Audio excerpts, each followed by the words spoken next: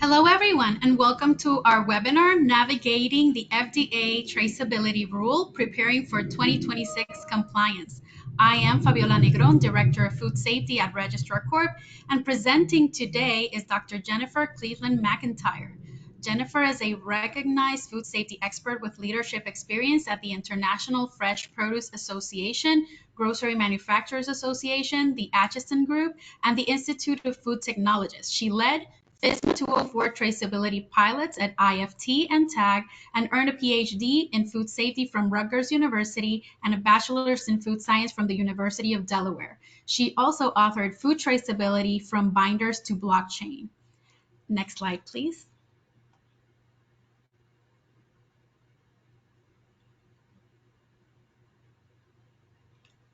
So before we start, I'd like to share some information about Registrar Corp.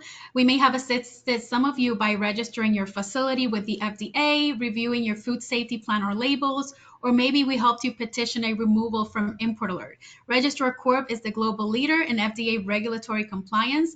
For over 20 years, we have helped companies in the food, supplement, cosmetics, drugs, and medical device industries with FDA requirements. We have assisted over 30,000 clients across 190 countries, and we have about 20 offices worldwide to provide support in your respective time zones and language. We offer services and software solutions to address your compliance needs with a high rating of client satisfaction. Our specialists are highly qualified and experienced to give you adequate advice and navigate the complexities of the FDA requirements with you to help you achieve compliance. We are also ISO 27001 certified to ensure that the data and information that you share with us is protected. We thank you for joining us today and for choosing us as your trusted FDA compliance resource. Without further ado, I leave it with Jennifer. Hi, everyone. Good morning, good afternoon, good evening, depending on where in the world you are. Fabiola, I know you have this slide also. I didn't know if there was a little bit more that you wanted to cover, or if you'd like me to just jump right in. Yeah, so I can cover some of these points as well.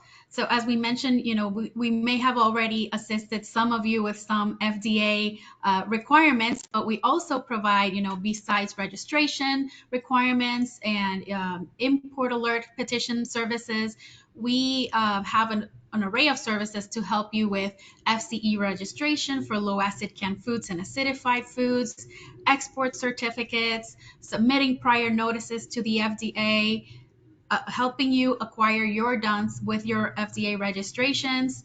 We also help with labeling, with food safety compliance, like we can write food safety plans and FSBPs, food defense. So, we can help you in any area that you need regarding FDA compliance. We can also help you with some software solutions. AlaCalc, for example, can help you develop your labels, and we have Comply Hub software for monitoring suppliers and so much more. We also have our online training team, which we have hundreds of trainings there in different regulatory topics, as well as third-party audits, trainings, so that you can to help you get your certifications in place. So, any compliance needs that you have, Registrar Corp has a solution for you. Thank you, Jennifer. Thanks, Fabiola, and thanks for inviting me to present and to talk about one of the newer regulations that I think fits in actually pretty nicely with many of the other services that Registrar Corp offers, and that's on traceability, food traceability in the United States.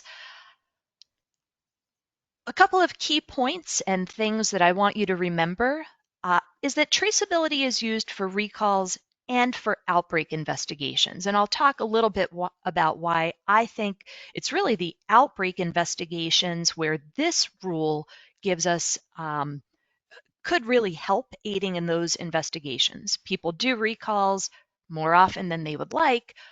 That seems pretty well under control, but I see this rule really impacting the outbreak investigation side of things.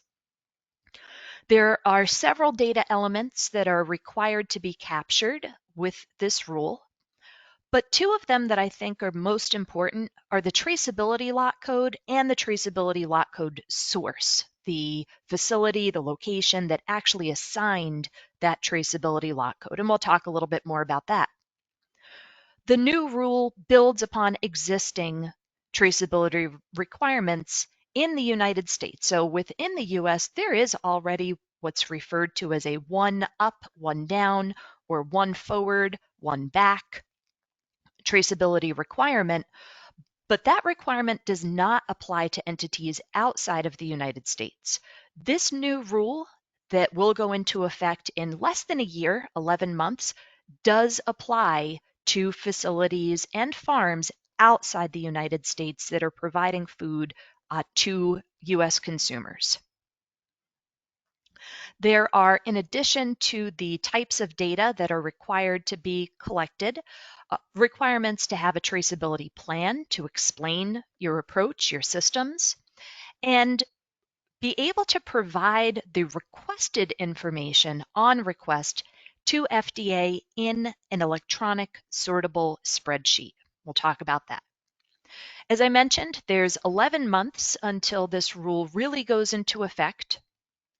We anticipate that proactive enforcement of the rule won't occur until about a year later. But if there are outbreaks or recalls in between, then FDA's expectation is that companies throughout the supply chain will be in compliance with this rule.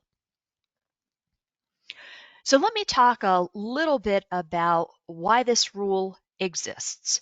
We have recalls, we have outbreaks. In a recall, that's a removal of a product that is in violation.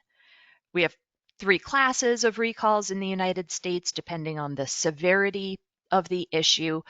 Often we have recalls that are not associated with human illness, but there's maybe the potential for illness or injury to occur. In the United States, we call these voluntary, but they're usually not optional. And this is in contrast to an outbreak where there are many unknowns. We don't know what food is causing someone to become ill. And many investigations fail, they end without ever figuring that out. Sometimes they do figure it out, and sometimes that product is still on the shelf, in which case there would be a recall. But other times, there is no associated recall. So recalls and outbreaks can go hand in hand, but they don't always.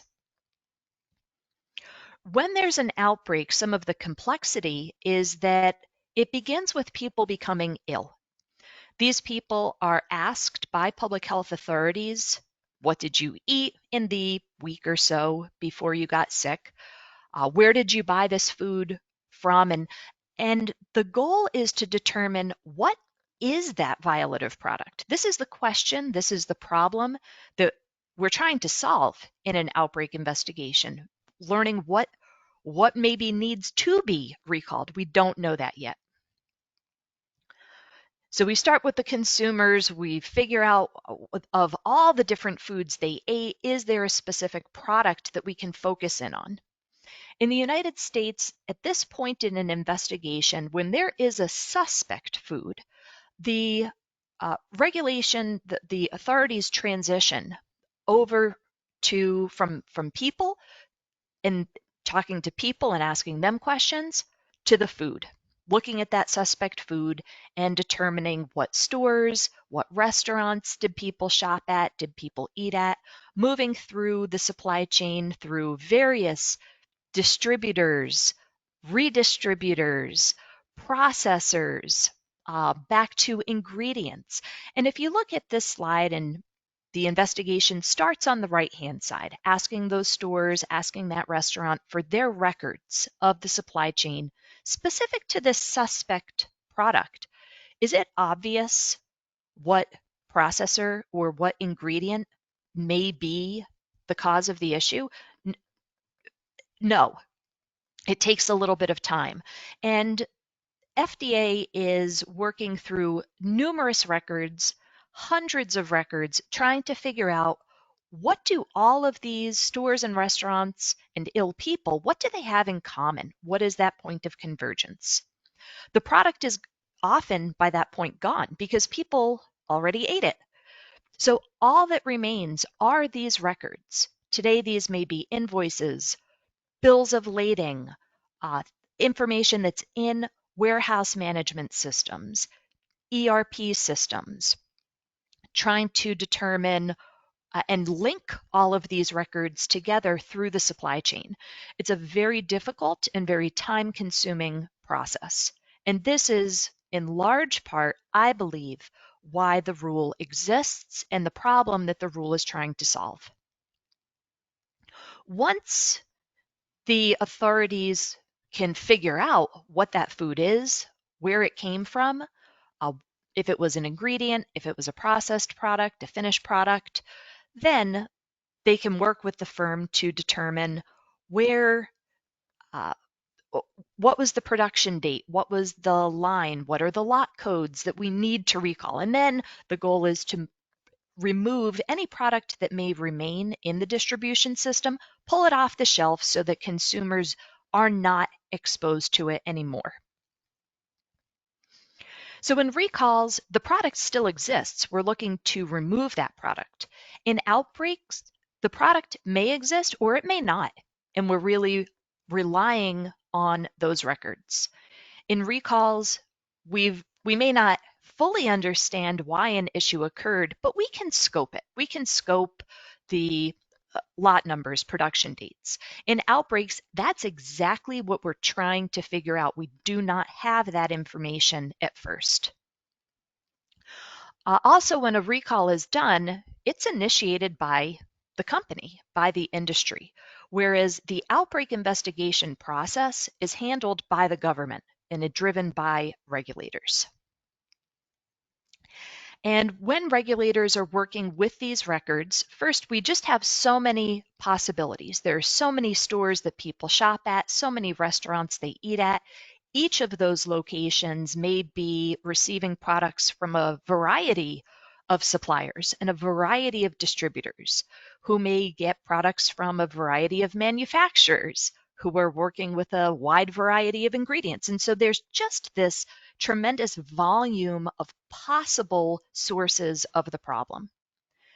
Today, within the greater food system, many of the records are still paper-based.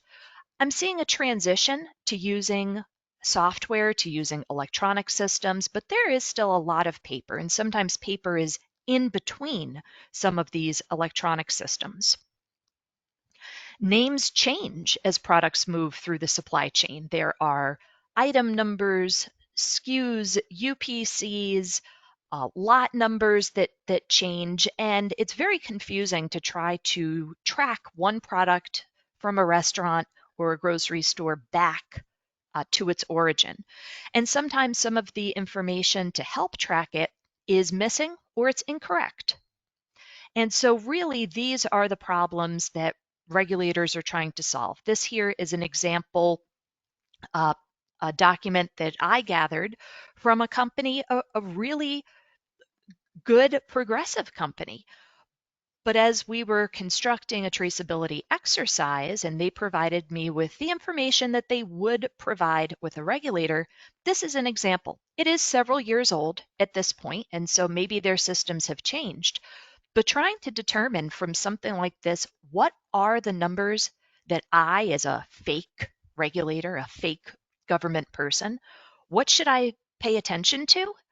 How do I connect this with other similar documents is very difficult. And so the rule aims at addressing these types of issues. To give a little bit of background on how this rule came to be in 2010, very late 2010, so almost 15 years ago, the US Congress passed the Food Safety Modernization Act. It was signed into law by the president in early 2011. And within this very large act of Congress, there was one section, Section 204, where Congress instructed FDA they must write a traceability rule. So this was not FDA's idea. They were told by Congress that they had to write this rule. They took quite a while to do it. This Section 204 contained many things that FDA needed to do. The pilots, which, as Fabiola mentioned, I was involved in, do some other studies of traceability, And so it wasn't until 2019 that FDA proposed to the industry and the public what they were thinking in terms of what this rule would include and what would be required. There is an opportunity always with regulations in the United States as they're proposed for the public to give comment. And there were many complaints and many criticisms of this rule at that time.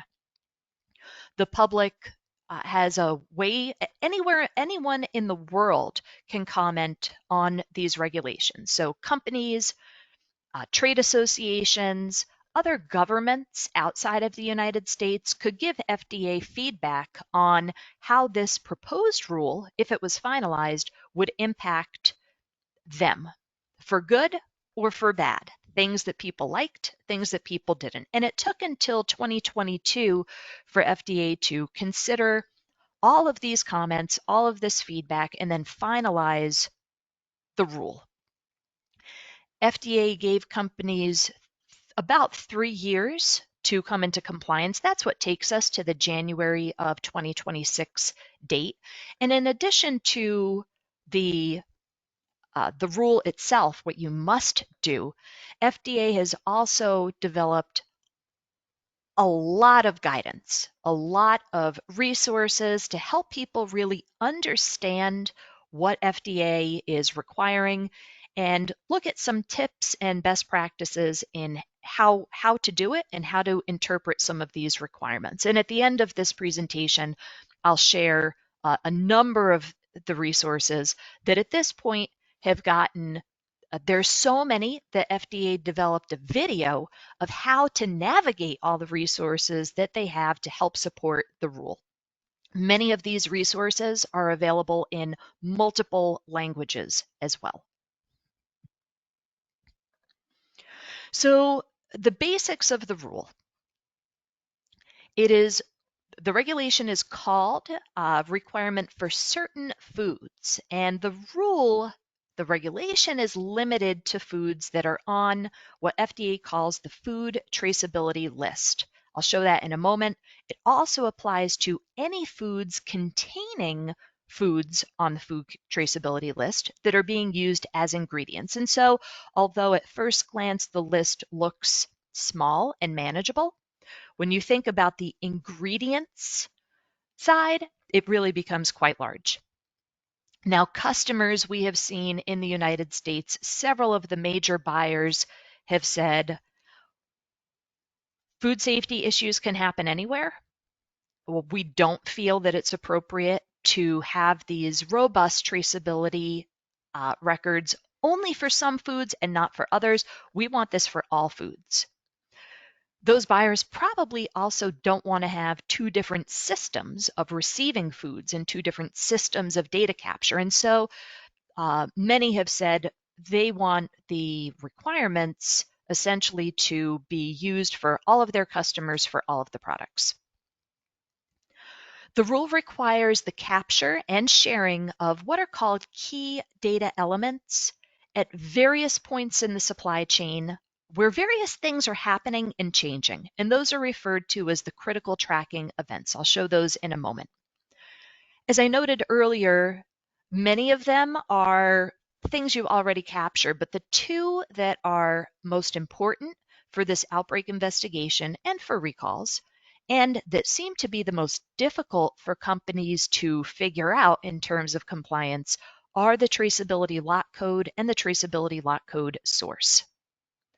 There's also a requirement for each entity, each location that's covered by the rule to maintain a written food traceability plan and be able to provide that electronic sortable spreadsheet within 24 hours of an FDA request. What's also really important to recognize about this rule is it covers the full supply chain.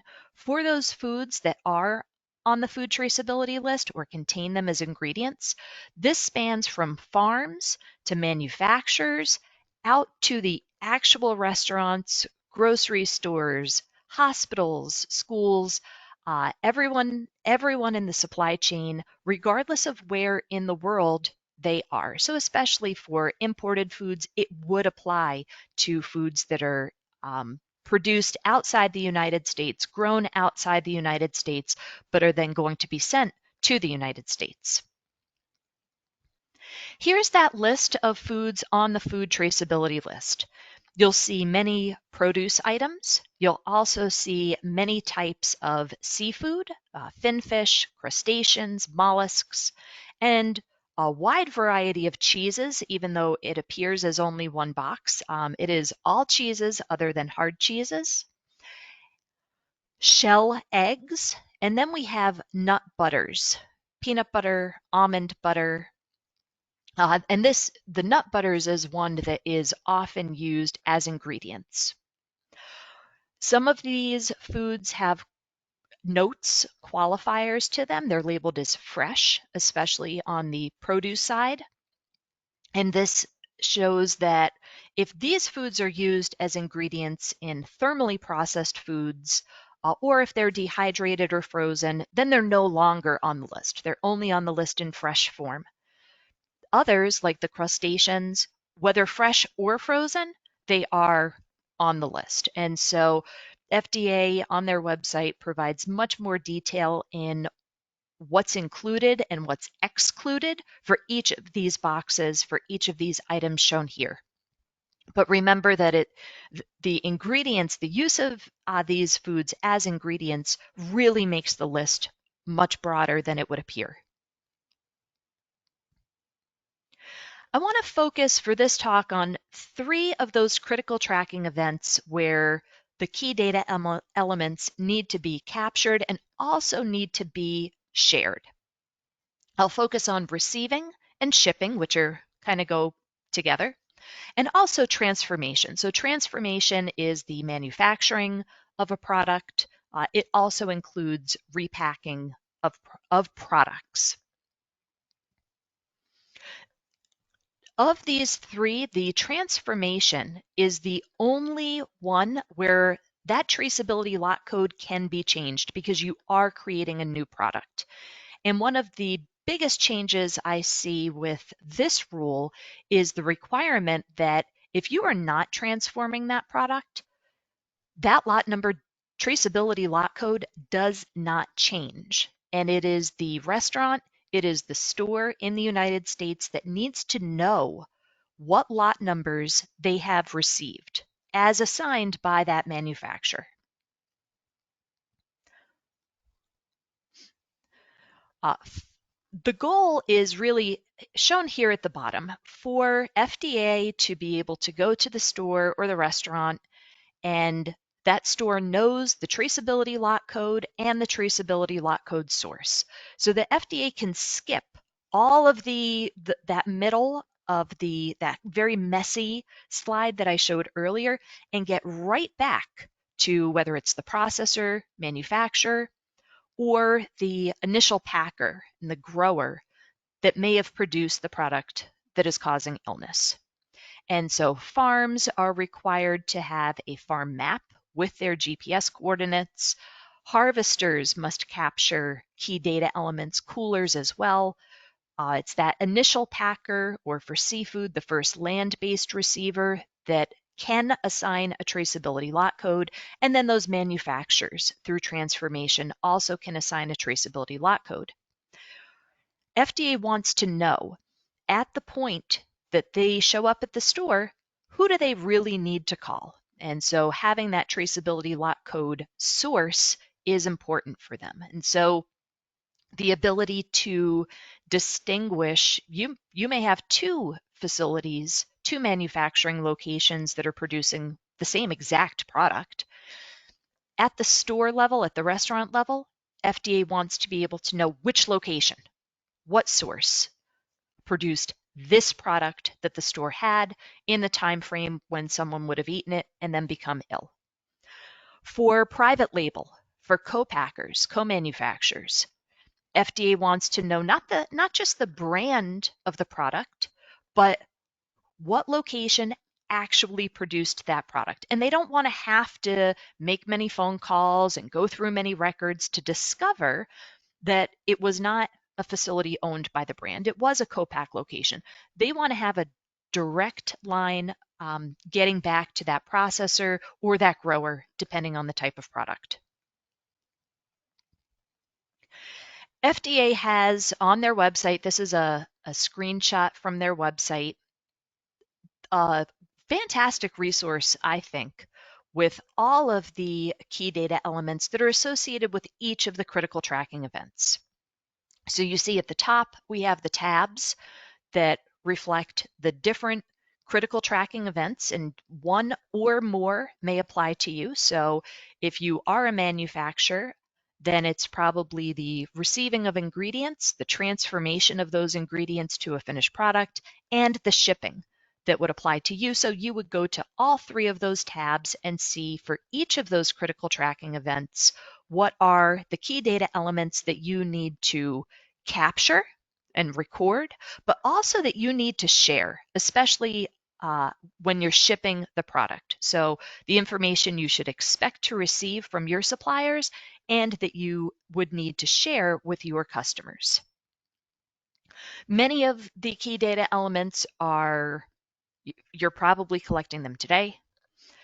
Dates, locations, quantities, units of measure, but there may be a bit more detail that's required for that location description for the product description, including brands, varieties, commodities. And so FDA goes into some detail explaining exactly what data need to be captured. For transformation, the key is to link if the ingredient is a food on the food traceability list, say it is nut butter, for example, to be able to clearly link the traceability lot code of the nut butter ingredient to the new traceability lot code of that finished product that contains peanut butter as an ingredient. So that's the major take home for the transformation critical tracking event. The food traceability plan I want to explain is very different from the food safety plan. And I wouldn't be surprised if many of you on the webinar today are food safety people. I'm a food safety person. I often review food safety plans, recall plans, but the food traceability plan is very different. And I would suggest that it be completely separate from your recall plan and from your food safety or HACCP plan. It does have to be written, and it has to include some very specific elements, components. So a description of the procedures you use to maintain the records. Are they on paper? Are they electronic? What systems that you're using are they contained in? How are you capturing this information? How do you even know that the foods that you're receiving or shipping or producing, how do you know if they are on the food traceability list or not? If you are assigning the traceability lot codes because you are a manufacturer or a repacker, or because you're that initial packer or first land-based receiver, how do you assign traceability lot codes? Is it by shift? Is it by day? Is it by line? Is there are these traceability lot codes, do they mean anything? Are they totally random numbers? Or do you say, well, the first 3 numbers relate to the Julian date, the next 2 numbers relate to the shift? You know, how can FDA decipher what that traceability lot code might mean? Your plan must have a point of contact to ask, where FDA can ask for more information, for more details. So who should FDA call?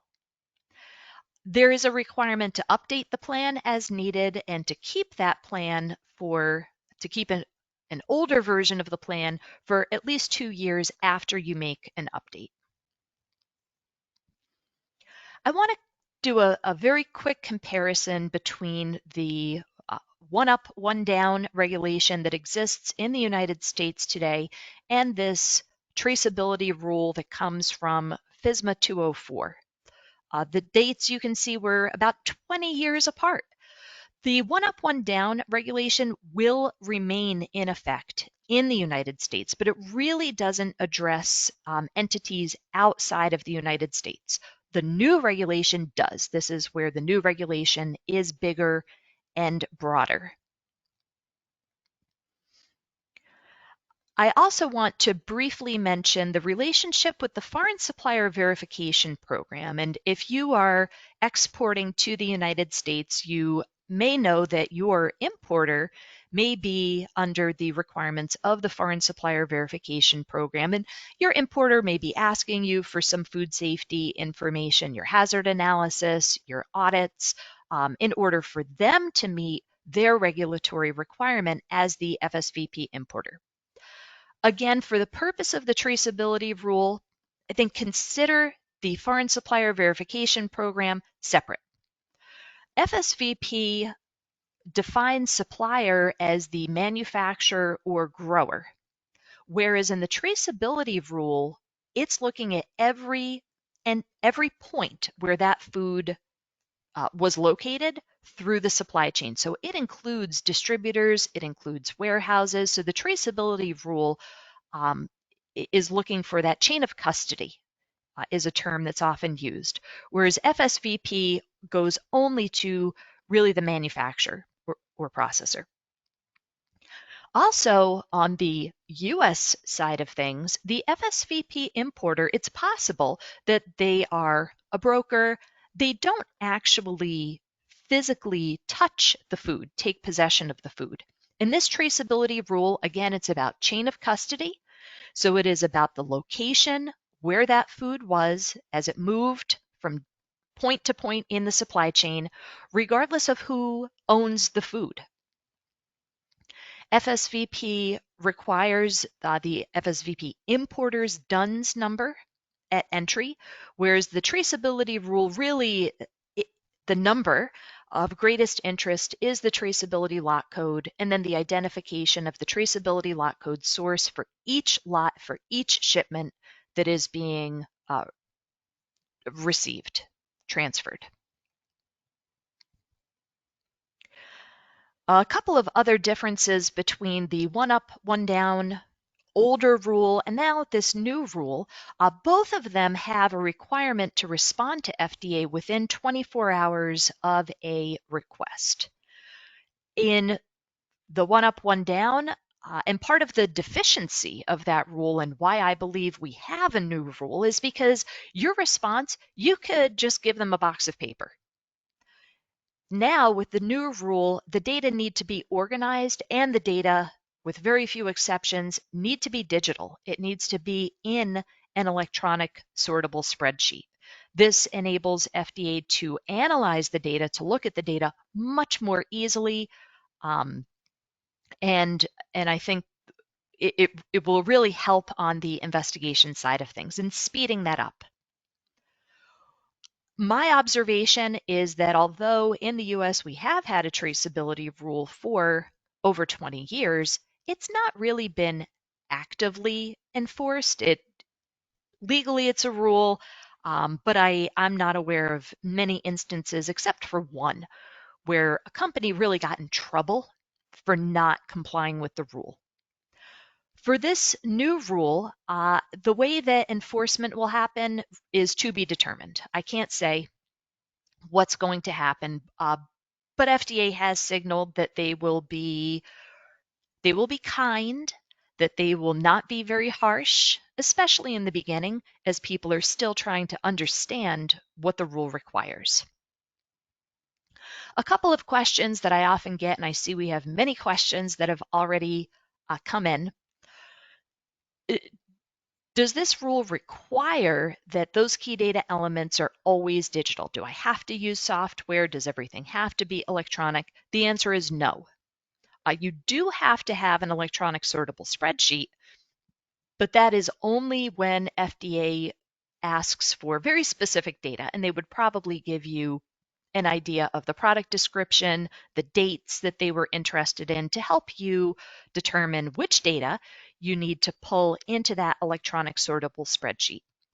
Obviously, if you are maintaining all this information in paper and you get a large data request and you're going to fill out a spreadsheet and be typing those numbers in, can you get all of that information in within 24 hours? I think there's a practical question to ask about the systems that you use and how much work, how much effort you want to invest upfront in those systems versus waiting for a request from FDA. FDA also does not require any standardized format. They do not say that this is the way you must construct your lot code, this is the way you must communicate. There's flexibility, which is a blessing and a curse. It means that you really need to work with your supply chain partners to understand if they have expectations or they have systems that they're using that may influence the systems and approaches you take for compliance. I've often seen, especially through distribution, that there is the use of license plate numbers, is what I call it. Sometimes they're called lot numbers, but they're not actually lot numbers. It's taking, maybe a pallet, and whatever's on that pallet just gets a new number. Can you still use them? Maybe, but it depends on your processes. FDA doesn't care about this license plate number. What they really want is the lot numbers that the manufacturer or the initial packer or first land-based receiver assigned. So regardless of the number that you, in the middle of the supply chain, may have assigned, that doesn't matter. FDA wants to know who assigned the actual manufactured finished product lot and how can I contact that person. The records do need to be original, electronic, or true copies. So there's not an opportunity to lose information, to change information after the fact. All of these records that are required to be kept must be kept for 2 years and available to FDA within 24 hours. So they can be stored offsite as long as you can retrieve them. You can also work with another entity. So you can work with someone else in the supply chain to keep that information for you, but ultimately you are responsible. If a request comes to you, you are responsible for providing the requested information within 24 hours.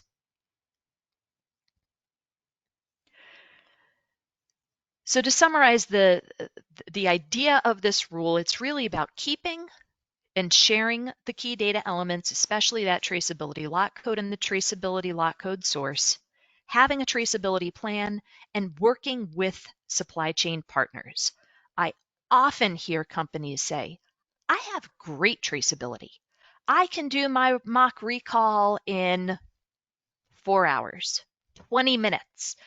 But that's not what this rule is really about. The rule is about what I talked about very early in the webinar, that investigation with many points of sale, points of service, and trying to work all the way through the supply chain to figure out where a problem may have started. So this rule really requires a lot of communication through the supply chain and the sharing of information through the supply chain.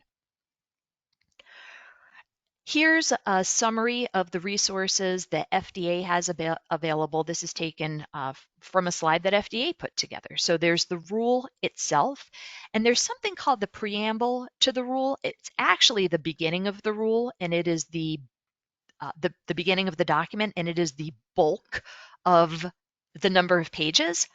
The codified rule is the actual legal requirement, and that usually comes at the end of this big notification.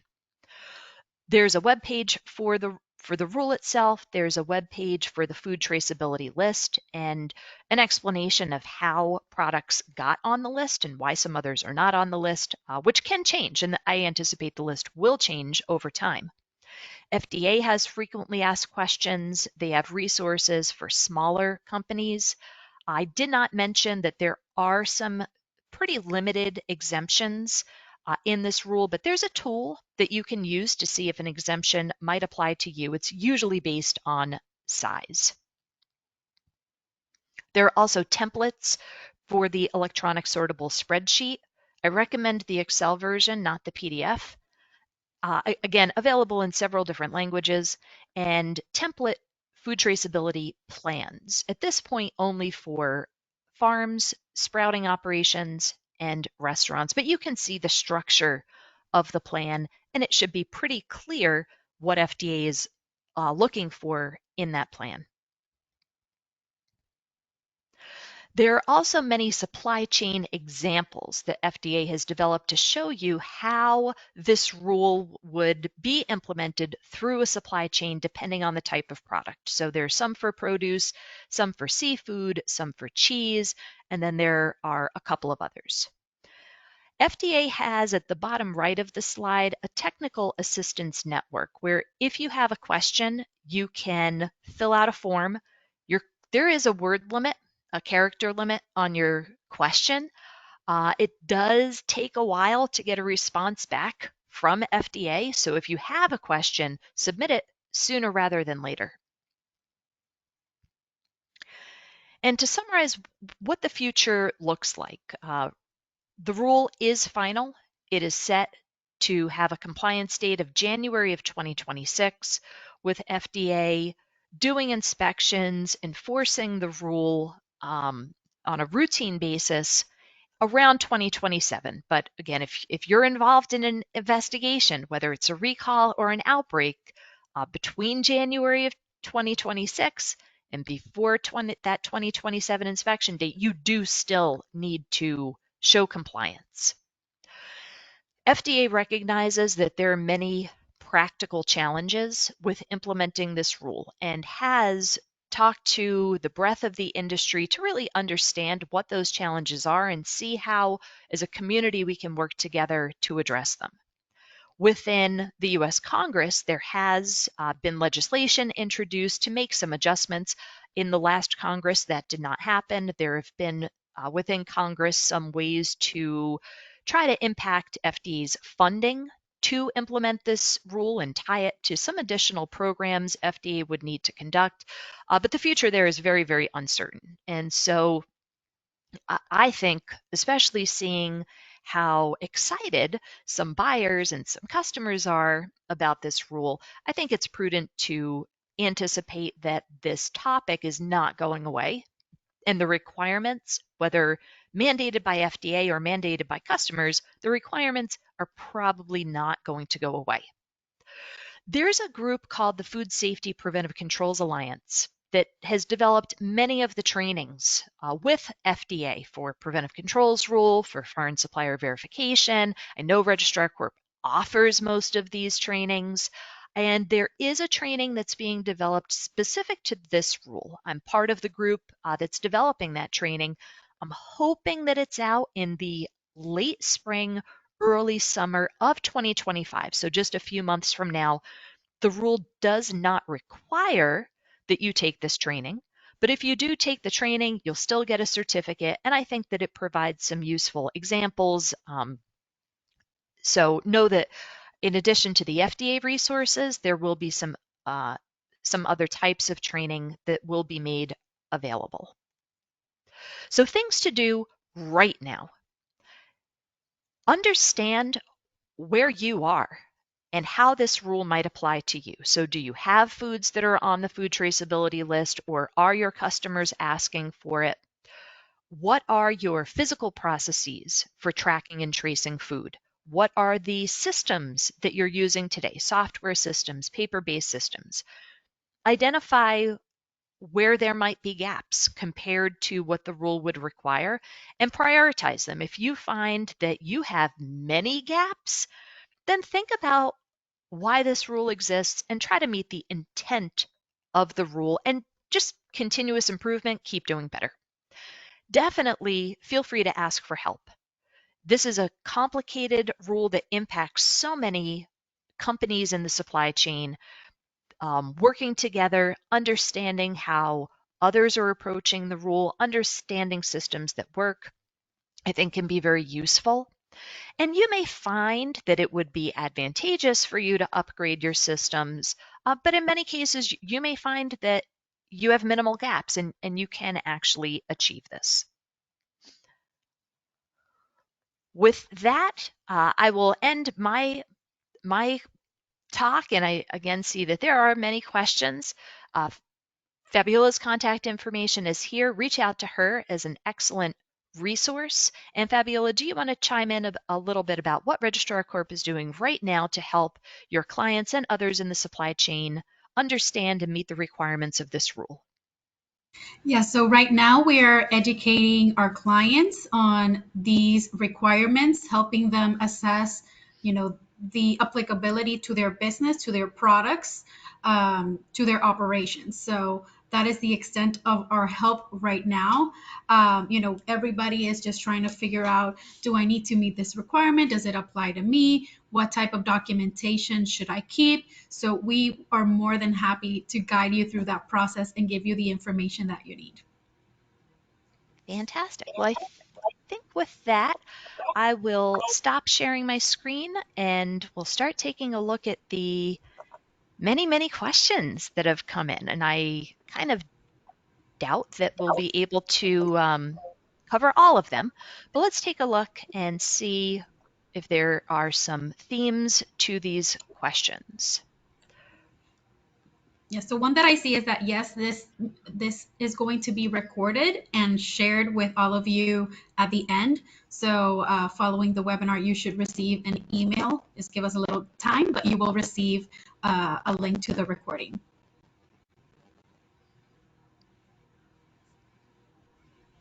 So there's a question of do we need to provide the details to the places we're selling products to, or only have the information ready in the case of a recall or an audit? You do need to provide the information to the places that you're selling your product to because they need to have it in the event of a recall or an audit. So everyone needs to have this information. So there's going to be a tremendous flow of information through the supply chain. You do need to provide it to FDA, but every point needs to provide it. So every point needs to have it. There is a question about GFSI certified that these requirements are automatic, already in place. I do not think that is the case. There are within third-party audits, GFSI audits, there are traceability requirements, but they are substantially different from what this FDA rule requires. Specifically, there's the requirement for a traceability plan that is not part of the audit. Audit may require a recall plan. Again, very different from the very prescriptive requirements that FDA lays out for the traceability plan. And that traceability lot code and traceability lot code source, not just what your supplier sends to you, but who the manufacturer or the packer or first land-based receiver, it's pretty different. So I don't think that if you are GFSI, if you're certified to a GFSI benchmarked audit, that that's necessarily enough. Wow, there are a lot of questions. So I'm going to scroll through. Fabiola, are there any that stand out to you? Yeah, so there was someone asking if the rule applies to alcoholic beverages. No, if you're not on the food traceability list, the rule does not apply to you. Now, you may hear differently from your customer that they still want this requirement anyway, that they still want you to do these things anyway, but the FDA has the food traceability list, and from FDA's perspective, that's what the rule applies to. There's a question, are there specific products or tariff codes that the rule applies to? FDA has not identified these foods by tariff codes, but does have the food traceability list that explains what types of foods, what subcategories of foods are included but are not, and which are not.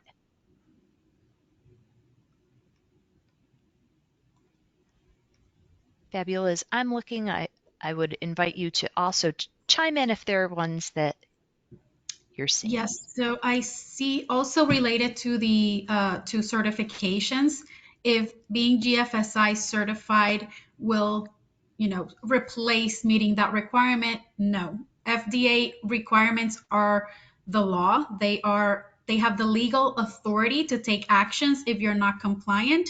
Being compliant with SQF or GFSI or any other, certification body does not exempt you from meeting FDA requirements. Right. Similarly, there's a question about organics. So for products that have organic certification, I know there's a kind of a traceability element associated with organic certification, but that too is completely different. It's a different agency within the United States that does organic certification. And so just because you're organic certified does not really have any relationship to the requirements of this food traceability rule. Yes, I also see, Jennifer, one is what is the difference between the TLC and the TLC source? So the TLC is the traceability lot code, which most people just call the lot number, the batch number. The TLC source is the identification of who assigned that lot number by physical location. You can communicate the traceability lot code source by just saying that this is my facility, this is my address. There are also ways that you can communicate it that are a little less obvious. So you can use your FDA facility registration number. That would be an example of your traceability lot code source. Maybe a DUNS number could work as a traceability lot code source. There's a GS1 digital link that could work as a traceability lot code source. So it's combining what is the traceability lot code, but if you're FDA and you just get the lot number, it means nothing to you because you have no idea who actually made this product. So that's the traceability lot code source. I see here another question. As a wholesale distributor, no repacking, just box in box. Do we have to write down the lot code for product received and then share it moving forward with our customers? Yes, and so this is one of the areas where um, companies, especially warehouses, distributors, are really thinking about how they're going to be able to do this, given the volume of cases they're receiving, pallets they're receiving, the volume that they're shipping out. They do need to communicate that traceability lot code as assigned by whoever made that food out to their customers, even though they do not open the case, open the box, they need to pass that information forward. And so thinking about the systems and the approaches to, first of all, make sure that they're getting that information from their suppliers, how they'll capture it, and then how they'll communicate it to their customers is a challenge. Many are using the GS1 128 barcode. It is not required by FDA to do that. Many are using advanced ship notices. The EDI, the 856, again, it is not required to do that, but thinking about if you're not manufacturing the product, how do you know that traceability lot code and how can you share it?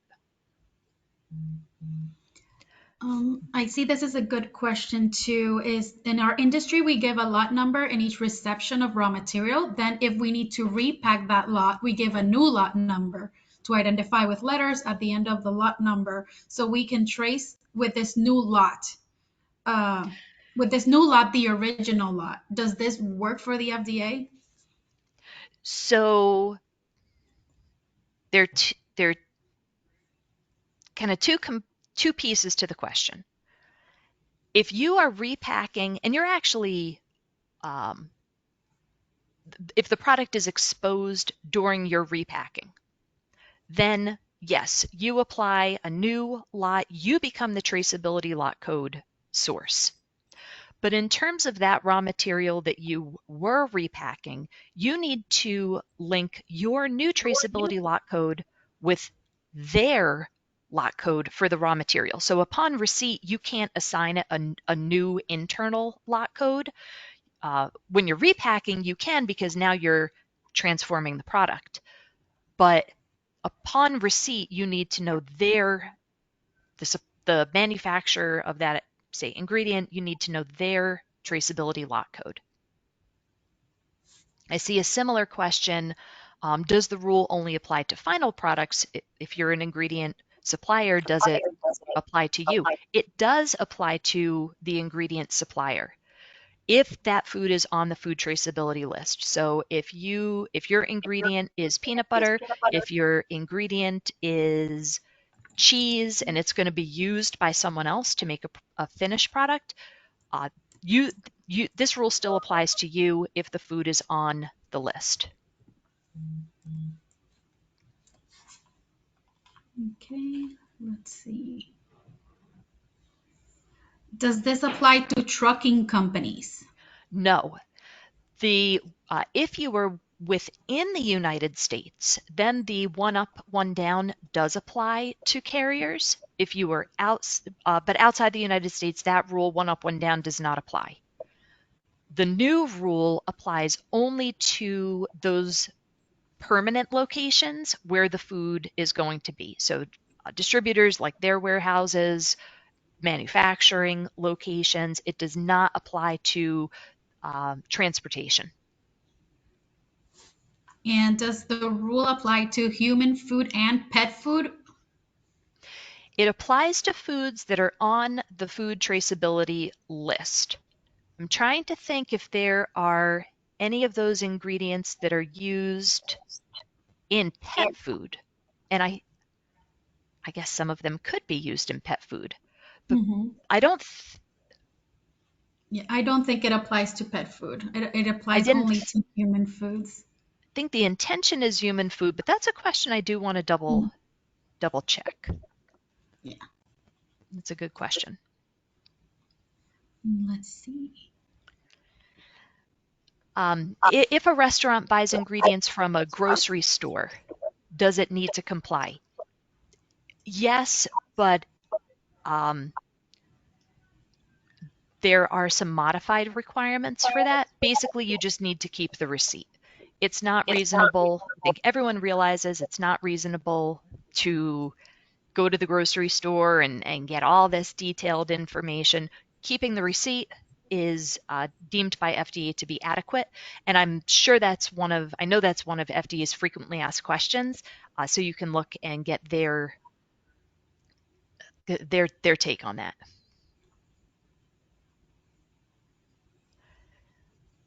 Let's There's a see. couple of questions on the form, if things are being frozen or things are being dried. For produce, for most of those items, it really is the fresh form. So if it's dried, it's no longer on the list, and the product no longer needs to be traced through the supply chain. Cheese, although on my slide it did not say the form, if you read the details, FDA does clarify that it is fresh.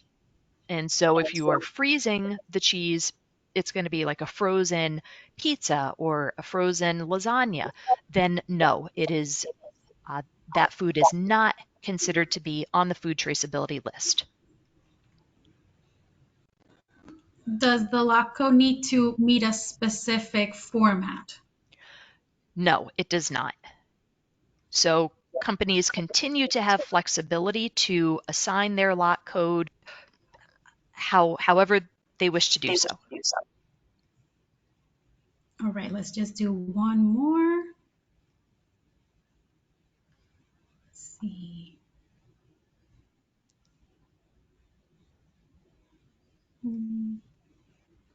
Let's see. When a grower shipper sends multiple lots, can we capture and send the multiple lots, or do we need to track box into box out lot codes?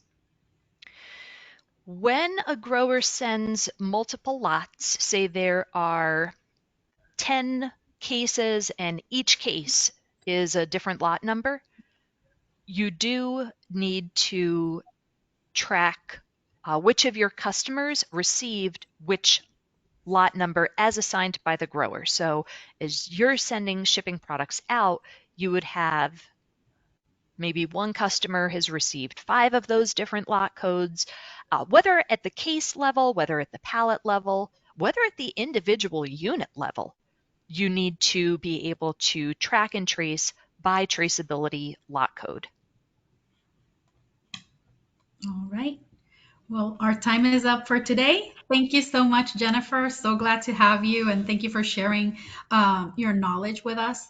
And any other questions, feel free to reach out to Registrar Corp, and we will gladly assist you. Great. Thanks so much for having me. Bye bye. Have a great day, everybody. Bye bye.